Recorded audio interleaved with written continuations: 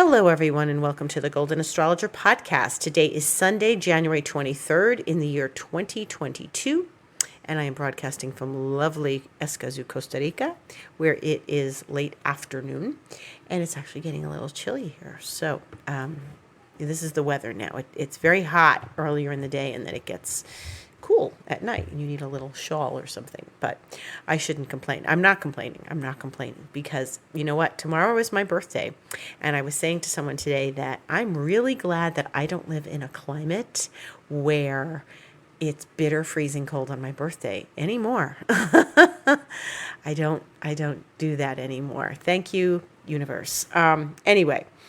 Yes, tomorrow the sun will be at 4 degrees Aquarius, or maybe it's about that now, but yes, this Aquarius is having a solar return. So, and the sun is with Mercury today. And very first thing this morning, Eastern time, 5:28 a.m., Sun and Mercury conjoined. And that means they're in the same place at the same time. But you will recall that Mercury is retrograde and has been since the 14th of January. And one of the things that happens under Mercury retrograde is that Mercury and the Sun, their orbits catch up. And this is what happened this morning, that Mercury moves in a direction where it's backwards, but the sun is moving forwards, and then they line up together, which is what they're doing today. Now, that could be a very chatty experience, or it could be a very, internal thought experience. Maybe you spent today journaling or something. It could be, a very mercurial experience. There are funny people around you telling jokes. There are chatty people around you. There are intellectual people around you. There's been a few mercurial events for me in the last couple of days, but also today was the going away party for my friends who are going back to Spain. So we spent today in the garden, and that was very nice. And then we'll have, some other festivities right before they go next week. And it's hard to believe they're leaving next Saturday. So yeah, so it's bittersweet. In the meantime, so Mercury and the Sun, yes, this happens every Mercury retrograde where they catch up to one another. And so, Mercury retrograde happens several times a year, and the Sun and Mercury catch up, because one of the things that causes Mercury retrograde, or the apparent motion of Mercury retrograde, is that when you are standing on the Earth, and the Earth and the Sun, the Sun is obviously, close to the Earth, where it's Sun and Mercury and Venus and us, and then Mars, and then so those are two internal planets that are both retrograde between us and the Sun. Mercury and Venus are both retrograde, and and what happens is, it's like the Sun and Venus and Mercury are always very close together. They are not far apart. And when the Mercury reaches a certain point, or Venus reaches a certain distance from the Sun, and we can see that in the zodiac, they don't go very far away. Like, the Sun's in Aquarius right now, right? Because it happened the other day, the 19th, the Sun went into Aquarius. And so we're in Aquarius season, but Mercury got only so far in Aquarius, and then it turned around and came back. Now, that doesn't mean that Mercury was way, way, way ahead. Like, you're never going to have the Sun in Aquarius and Mercury in, Leo. That's not going to happen. It's not going to happen in Virgo either. So, they're going to remain within like a sign or so close to the Sun. And so that's something to remember. Anybody who has a birthday during Aquarius, Mercury is going to be in Aquarius or Capricorn, maybe Pisces, but like not really Sagittarius, okay? And it depends on where the Sun is. Like, if the Sun is very much at the end of Aquarius, well then yeah, Mercury and Pisces, sure. But it does not stray far from the Sun. And so we are in the middle of the Mercury retrograde cycle, and it'll end on the 4th or the 3rd, really the 3rd, and very late at night, the 3rd. But this is where we're at. We're sort of like at this midpoint of Mercury retrograde. So moving right along. So Mercury is in Aquarius. The sun is in Aquarius, but this week Mercury is going to change signs on Tuesday in the evening, 10:05 p.m. Eastern time, and Mercury will enter Capricorn. And it will go back into Capricorn, and this is where we're retracing things. So this is important because we're going to start looking back at what we've been doing over the last few weeks. And in the time before Mercury went retrograde, it's always this review and revise and revisit and reconnect and reread and re-examine and reanalyze, especially, Mercury likes to analyze, especially right now with the next couple of days while it's still in Aquarius. It will come back to Aquarius, not quite yet, but, remember what I said last week. Mercury is going to join Pluto, pass over Pluto once, turn around, go direct, and then pass over Pluto again. Sort of the way Venus started its retrograde, passed over Pluto, passed it up, went retrograde, came back, passed over it again, backwards. Mercury's doing the opposite. So that's what's really important. Now, so the sun is no longer in Capricorn. Pluto is in Capricorn. As of Tuesday, Mercury will be in Capricorn. And as of tomorrow morning, 7:53 a.m. Eastern time, Mars will be in Capricorn. So there's Venus is in Capricorn, as you know, because it never left Capricorn, because it's been retrograde in Capricorn. And so as of Tuesday, we will have 4 planets. Tuesday night, we will have 4 planets in Capricorn again. Wow. But the sun will march forward, and it's important to know that all this energy is going back into, Mars is going forward. Mars is at the end of Sagittarius, and tomorrow morning we'll go into Capricorn. So it's leaving fire. And that's important because that is the only planet in fire right now. We don't have any planets in fire. We have Mars, and Mars is getting ready to leave. It's 29.5 degrees Sagittarius. So, and once we go into tomorrow, it will be in Capricorn. So by Tuesday night, there'll be 4 planets in Capricorn again. So we don't get a break from this Capricorn energy. This Capricorn energy keeps coming back. And therefore, there must be something that we need to review and revise in Capricorn. Both Mercury and Venus are in Capricorn, and they'll be retrograde. So what is Capricorn? Capricorn is serious. Capricorn is committed. Capricorn is authoritarian. Capricorn is patriarchal. Capricorn is like the authority in our lives, the boss, the government, and anything that's our parents. Parental, anything that is sort of the governing bodies. Capricorn is also the house of where we are, ambitious and want to be successful, and we feel we must work hard and have a lot of integrity. And so the important thing to remember in all of this is that when we go back into Capricorn, and then Mars will be there till March. It spends about 6 weeks there. It'll go in tomorrow, be there till the early part of March. This is something where, there's a lot of serious energy, and it's a very interesting time because it suddenly, like we were out of Capricorn season, and we are in Aquarius season. The sun is in Aquarius, and that's where our life force drive is. With the revolutionary, with the innovative, with the big ideas, with the analytical, with the thinking of the collective and other worlds. But in the science world, technology, that too. But all this Capricorn energy makes us sort of go back and think in very serious terms, in very committed terms, but also very much reviewing these last few months, the last few weeks, and it's been a while. The last month that Mercury's been there, and then we had the sun there for a while, the month, and we also have, we had Venus, and Venus has been in Capricorn since November.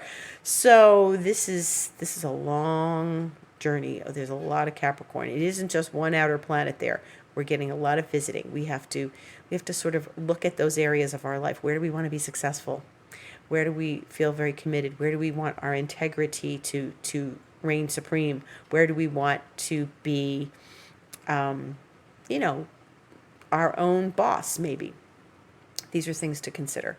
And where does Capricorn show up in your chart? So it's an interesting thing to look at that, because Capricorn is an ambitious sign, and maybe it's in a not so ambitious house, like the 12th house. Maybe you have Capricorn in your 12th house, and maybe you're Aquarius rising. If that's the case, it's about, like, there's a certain amount of surrender going on, because 12th house is all about surrender and atonement and those kinds of things. So if you have a pile of planets in the 12th, well, first of all, it might not be easy for you to sleep, because that's the house of sleep and dreams. But it may be a place where you need to surrender, and you need to learn how to surrender. And Capricorn is also the teacher, learning things, because it is ruled by Saturn. Remember that. And so it's always where we're going to learn something, and lessons that might be, something that we have to work hard at. But it could be a place in your horoscope where it's not necessarily Capricornian, like the 10th house is Capricornian. So, but the energy of Capricorn is very, very present for us right now. And so we still have to go over that and look at that. Now, one of the most important things this week is that Venus is going to go direct in Capricorn on Saturday the 29th at 3:46 a.m. And this is important because it's been retrograde since the 19th of December, and we're finally in the home stretch of Venus retrograde. So this is so important because Venus, as I told you last week, is at 11 degrees, and this is where Venus will go direct, but Venus is already at 11 degrees, and she'll slow down, and she's going to stay at 11 degrees, and she's getting very, very slow right now. She got to 11 degrees yesterday, and she's going to be at 11 degrees and change all week. Saturday, she'll turn around at 11 degrees, I think 4 minutes, and then she's going to go and stay at 11 degrees for a while. So the sum total that Venus will be at 11 degrees of Capricorn is 16 days. If you have something at 11 degrees of Capricorn, Aries, Libra, or Cancer, and I would say anywhere from 9 degrees to 13 degrees, that this Venus is going to affect that. Pay attention. Look at your life. Look at where Venus is affecting you. What is happening to you in the areas of relationships? What's happening to you in the area of finance?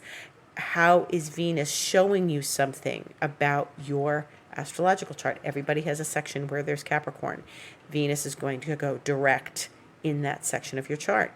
And maybe you have an ascendant at 11 Capricorn or Cancer or something. Look at your chart, and it's very important, because when a planet stations and turns around and goes direct, there's a message. There's a lesson, there's a message, there's possibly an answer to a question that you've had during this whole Venus retrograde. Maybe you'll go, oh, that's what that was about. Or, oh, this is so important because I heard from so-and-so, and I haven't heard from them in a long time. Venus and Mercury retrograde. Pay attention. Relationships, finances, friendships, social things, all that stuff. So one of the things you want to pay very close attention to in the coming days and weeks. And, this is important also because Mars is going to catch up. Now, Venus is slow. So, what planet is always slow when it turns direct from retrograde? And, the thing that's really important about this is that Mars is going to be in Capricorn, and they're going to be very close together. By the time we get to next Saturday, when Venus goes direct, Mars will already be at 3, and the moon goes into Capricorn at about an hour or so after Venus, or actually not much longer after Venus turns around. Venus will turn around, actually the moon will go about 20 minutes later. It will turn into Capricorn. And then that means that there'll be another planet in Capricorn. There'll be 5 planets in Capricorn next Saturday. And the moon will reach Venus. So there's going to be some goddess-oriented energy for those of you who are tapped into that, and divine feminine energy. But also, again, we're dealing with security because it's the moon, but we're dealing with finances and relationships and people and things like that. And what's so interesting is that Mars is going to be at a speed where it actually catches up to Venus and they start traveling together. And we've been looking at this for months, and the moment is arriving where that's going to happen. And within a certain number of days after Venus goes direct, Mars and Venus will be conjunct. And this doesn't happen. Last summer, I think it was July, Venus and Mars were conjunct. They usually do this once every 2 years. Now here we are 6 months later, and they're going to be conjunct again, and they're going to be conjunct for about 2.5 months. All of February, all of March, and then, maybe not quite 2.5 months, maybe a little less than that. But they are so close together. They're going to be so close together. They're going to be talking to each other. They have a lot to say to one another. This, again, is about relationships. This is really about relationships. They'll go from Capricorn together. They'll go into Aquarius together. They'll stay close to each other. And this is a very, very important thing. It's a phenomenon we don't see very often at all. So pay close attention to your relationships, your dialogue. Be careful of what you say, too, because, this is something where the two of them have a lot to discuss with each other, and you want to get it right, So think about your relationships, the integrity of your relationships, how to raise the level of integrity in your relationships. And Mars likes Capricorn. It's exalted there. It's ambitious in Capricorn. So we might be a little ambitious in our dealings with people and stuff.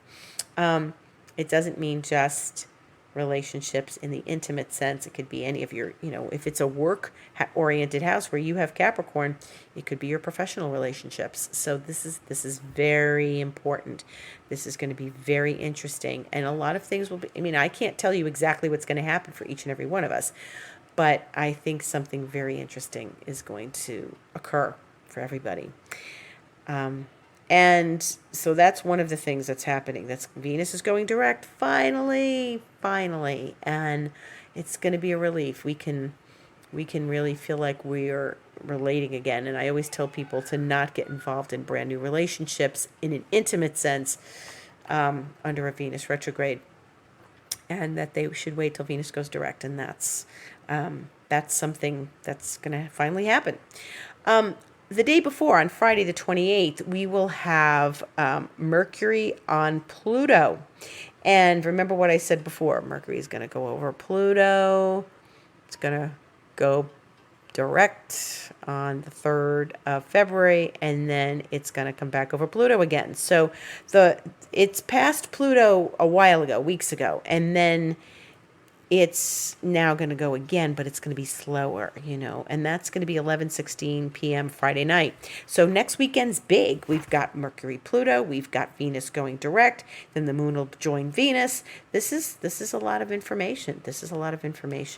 And so that's going to be important. So now, if you are celebrating Chinese New Year, that's going to come up the following week on Tuesday the 1st Eastern time. It's 12:46 a.m. So it's going to be the middle of the night, but it will be the Lunar New Year. It will be the new moon. And how do they measure Chinese New Year? It is the first new moon after the sun enters Aquarius. So the sun entered Aquarius on the 19th, Wednesday, and we were in the middle. We had just had a full moon a couple days earlier. So now the new moon is happening on Tuesday the 1st at 12 degrees Aquarius, the Lunar New Year of the Tiger. And there's some tiger people here, and we like tigers. I'm not a tiger person, but we like tigers here. So there are no tigers in Costa Rica, but there are other smaller versions of wild cats. Any case, yes. So that's going to be happening soon too. The next new moon is the beginning of Chinese New Year, the new year. And one of the things that I didn't talk about last week, but that has happened in the last few days, is that the lunar nodes changed signs. And This is important because it only happens once every year and a half. And so for the last year and a half, we've been living with the North Node in Gemini and the South Node in Sagittarius. And we talked about that a bit, where the North Node in Gemini encourages us to find out our own opinion, find out our own information, do our own research, find out what our thoughts are, as opposed to listening to teacher guru that is very Sagittarian. And so one of the things that's interesting about this is that when they shift signs, our focus shifts. So the North Node now is in Taurus, the South Node is in Scorpio, and this will be for another year and a half. It shifts the eclipses as well, because then what happens is when we start to go into eclipse season, it's no longer in Gemini and Sag, it's in Taurus and Scorpio. So if the moon gets close to Scorpio when the sun is in Taurus, then we have a lunar eclipse. And then if we have the sun and the moon in Taurus, then we're having a solar eclipse, because the North Node is in Taurus. So Taurus, what is Taurus about? Taurus is about security. Taurus is about nature. Taurus is about the earth. Taurus is about all the forces of nature and the earth and the grounded feeling we have when we are secure. It is the most earthy of all the earth signs. And it's very security oriented, but like Tauruses love to have the roof over their head, the food on the table, money in the wallet, money in the bank, and they are dealing with, the very creature comforts we all like, all those comforting things that we love. They love comfort food. Taurus energy loves comfort food. So the things that bring us security, we have to go in more of the direction of security, whereas the South Node in Scorpio is about passions and creativity and the deep meanings of things. And I have said before, you never just do one node. It's always an axis. Where the North Node is, the South Node follows, and vice versa. And so we focus on things that are very material oriented, as opposed to things that are hidden and deep and sensuous and passionate. You may find that you have to do some practical things in order to be able to enjoy the sensuous things that are in Scorpio. You may feel that it's about, getting the creature comforts and the needs met, and then later on the creativity and the passion can flourish. Okay, if you focus solely on the creativity and passion and say the hell with money, right now is going to be a little uncomfortable, okay, the next year and a half. It's got to be more about focusing on achievements and skills and abilities. Taurus rules the second house. So that's all about the skills you have, the value you put on those skills, how you value yourself.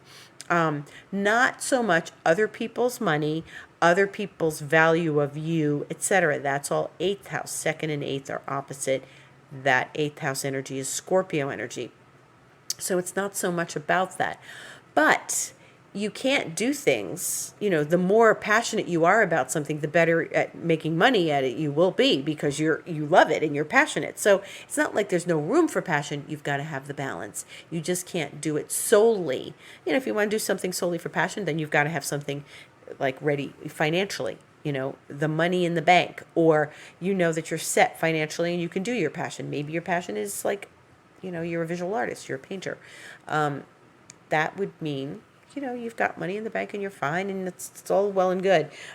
Maybe now is the time to rely on your savings or something while you do your passion. But the needs have to be met. The basic security needs, we want to focus on those things. And we also want to focus on nature.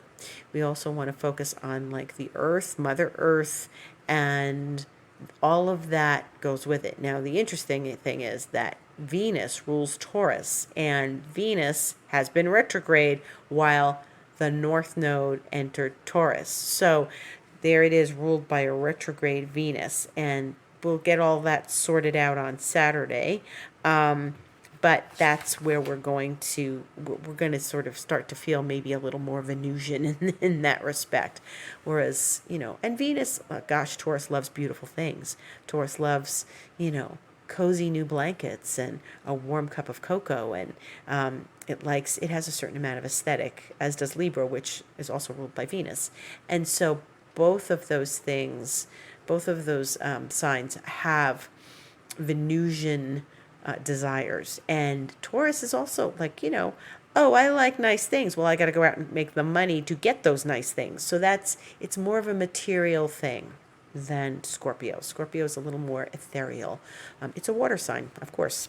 So that's one of the big things that's happened. So there's a lot of shifting and moving. Uranus went direct last week, and that was crazy because I sat down to meditate the day that Uranus went direct, and it was like an hour later or something after the Uranus station direct.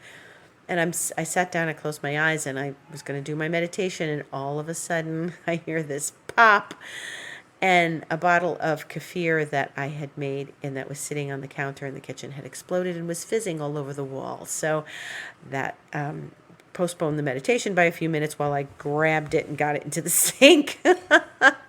Uranus is things that kind of explode or erupt, and that was one of them. Meanwhile, I had read about that underwater volcano that erupted in Tonga, and it sent tsunami waves in that region of the South Pacific, and they felt them here to the point where they had to close the beaches.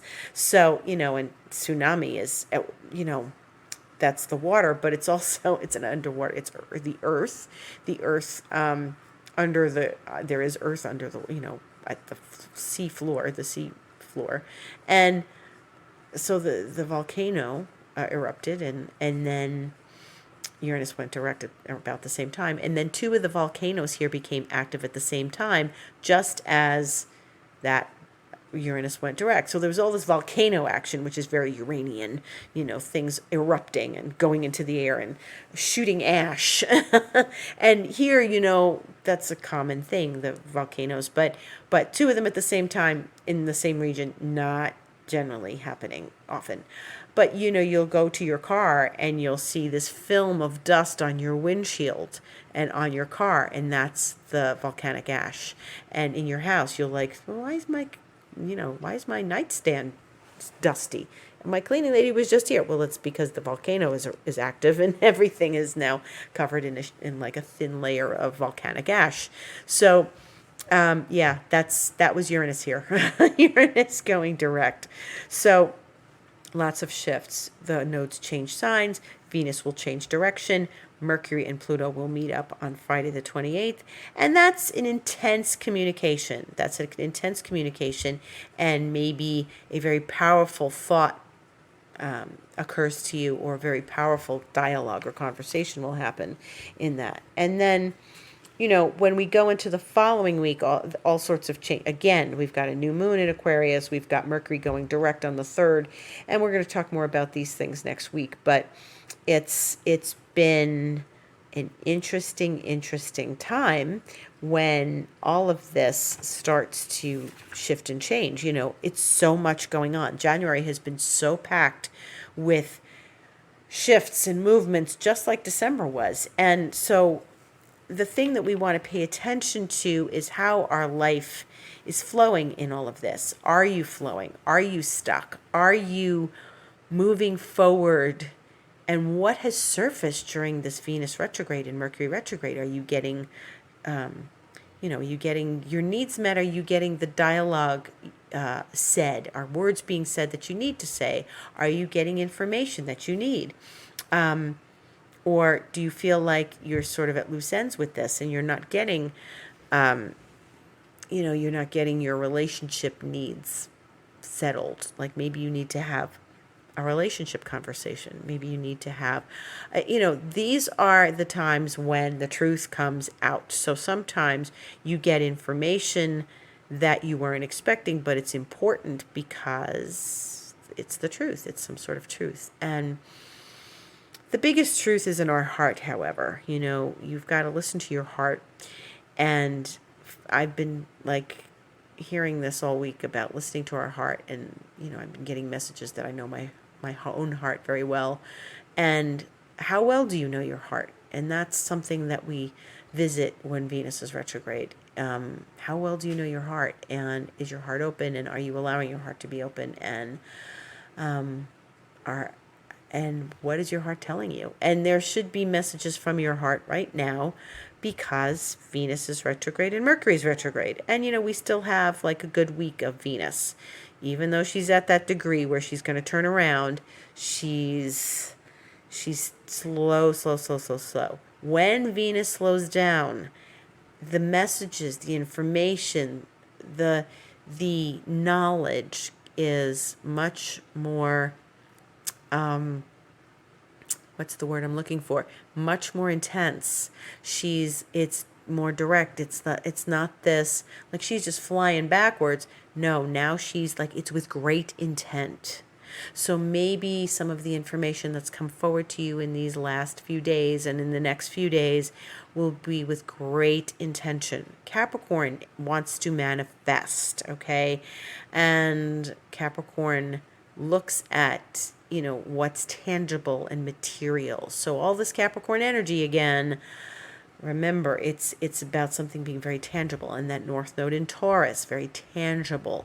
And it's very important to pay attention to this intensity and what your intentions are. So it's intensity and intentions and how you are seeing your life right now, and how you're seeing things manifest in your life and what you want to manifest. And as Venus goes direct, and then we have a new moon, and then Mercury goes direct, that's a lot next weekend and into the new week, and that is some really important stuff. That's talking to us about what we do want to manifest and what we do want to come forward as everything starts to shift and clear. It's good when things go direct. We like it when things go direct. It's good to review. It's good to step back.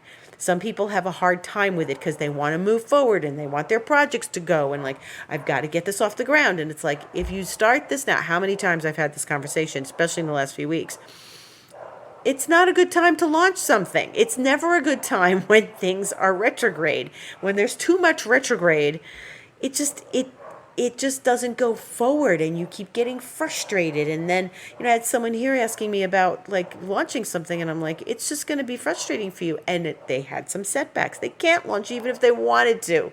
So it's just better to wait. It's really better to wait. If it's a relaunch, like you're relaunching your website, you may need to do that.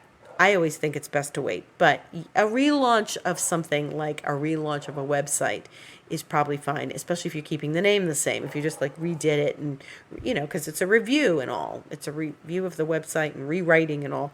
But it's important to use this time to ponder, to meditate, to really sit back and take in the information you're getting. And I'm sure each and every one of us has gotten a lot of information in these last weeks with Venus retrograde, and then the last week with Mercury retrograde. I know I have done a lot of healing work on myself because of information and patterns that I noticed in myself that came up. And it was really important to do that. And I hope that all of you have had time to work on that as well. And that's about it. Another busy, busy week. And it's going to be like this for a while. I'm excited for Venus and Mars to catch up. I'm very curious as to what this is going to bring for each of us, what kind of information I'm going to hear from my clients about this, and how we're all going to go forward with Venus and Mars. So a blessed, beautiful week to you. May you have all your wishes come true, and may you have a lovely, lovely turnaround of Venus and going forward of Venus. May she bring you something special. And thank you all for listening, and much gratitude to everyone. If you need to get in touch with me, you can call me. You get to my website, thegoldenastrologer.com. It's info@thegoldenastrologer.com or deb@debmcbride.com. My Instagram is The Golden Astrologer. My Twitter is @debastrology. And if you are interested in a session with me, you can just go to my website and click book online, and you can set it up there. Thank you so much for listening. Have a beautiful week.